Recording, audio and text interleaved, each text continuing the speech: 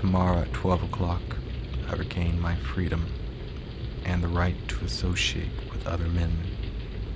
But before I leave this room and see the sunshine, I think it necessary to say a few words to you. Both are equally immoral. They both have the same object, and that is to take away life. The state is not God. They are equally immoral, but to live anyhow is better than not to live at all.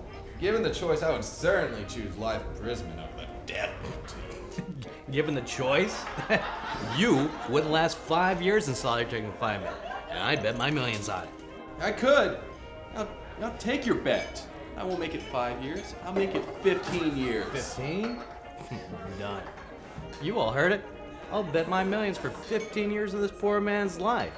And I'll even do him the favor of letting him stay in one of the rooms of my fabulous hotel.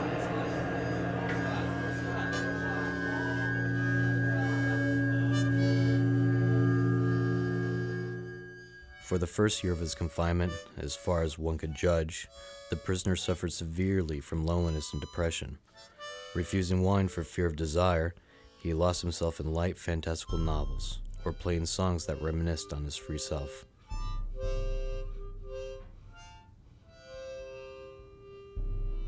In the second year, not a sound could be heard from his room.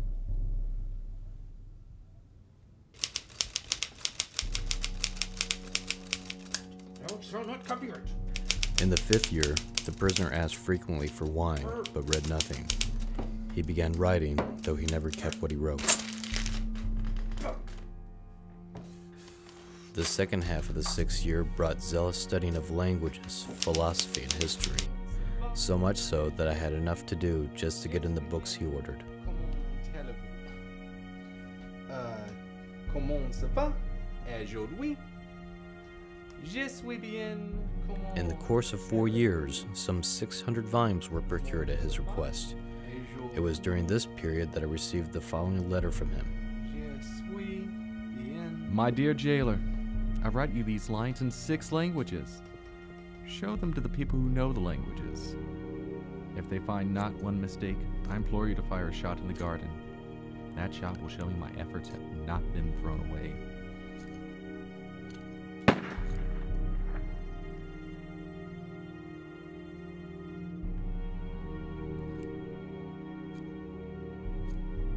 After the 10th year, the prisoner sat immovably at the table and read nothing but the gospel.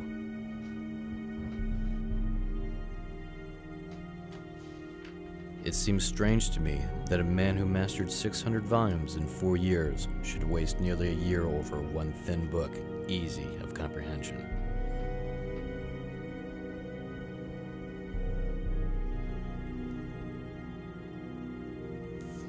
In the last 2 years, however, the prisoner read an immense quantity of books quite indiscriminately. There were notes in which he demanded at the same time books on chemistry, a manual on medicine, and a novel. His reading suggested a man swimming in a sea among the wreckage of his own ship. But tomorrow at 12 o'clock, he regains his freedom, and I am to pay him my millions. He will take every penny from me, and I will envy him like a beggar. Saving myself from bankruptcy means the death of this man.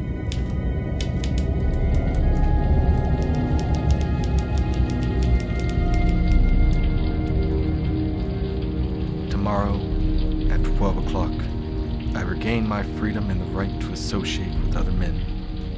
But I feel I must tell you something first.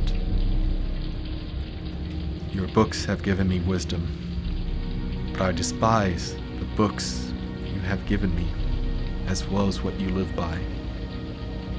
And to prove this to you in action, I renounce the millions that once was my paradise by leaving my confinement the night before I am set to be released, thus ridding you of our contractual obligation and any other I had with